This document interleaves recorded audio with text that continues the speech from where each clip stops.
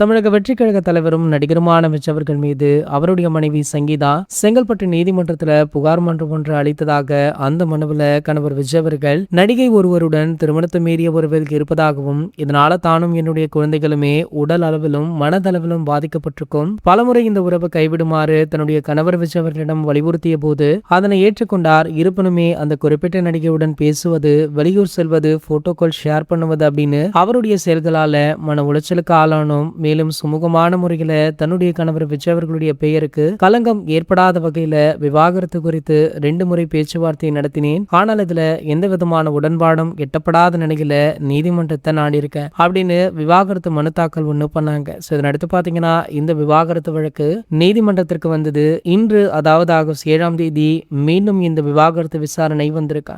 ஆகையால பாத்தீங்கன்னா நேரில் ஆஜராகாத 2 பேருமே வீடியோ கால் மூலம் ஆஜராகி இருக்காங்க. அதன்படி பாத்தீங்கன்னா இந்த விவாகரத்தை சங்கீதா விஜய் அவர்கள் வாபஸ் வாங்கி உள்ளதாக தற்போது தகவலுமே வெளியாகி இருக்கு. மேலும் பாத்தீங்கன்னா சங்கீதா விஜய் அவர்கள் இந்த விவாகரத்தை வாபஸ் வாங்க இதுதான் முக்கிய காரணம் அப்படின்ற தகவலுமே வைரலா போயிட்டு இருக்கு. அதாவது பிள்ளைகளுடைய எதிர்காலத்தை கருத்துல கொண்டு மேலும் விஜய் அவர்கள் தற்போது தமிழக முதலமைச்சராக இருக்கார். அந்த பொறுப்புணர்வுடன் இந்த முடிவை எடுத்துள்ளதாக சொல்லப்படுது. மேலும் பாத்தீங்கன்னா சங்கீதா விஜய் அவர்களே கூடிய விரைவில் செய்தியாளர்களை சந்திக்க உள்ளார் அப்படின்ற தகவலுமே வைரலா போயிட்டு இருக்கு. இது போன்ற செய்திகளை பத்தி நீங்க உடனே தெரிஞ்சுக்க நம்மளுடைய சேனலை மறக்காம சப்ஸ்கிரைப் பண்ணிக்கோங்க.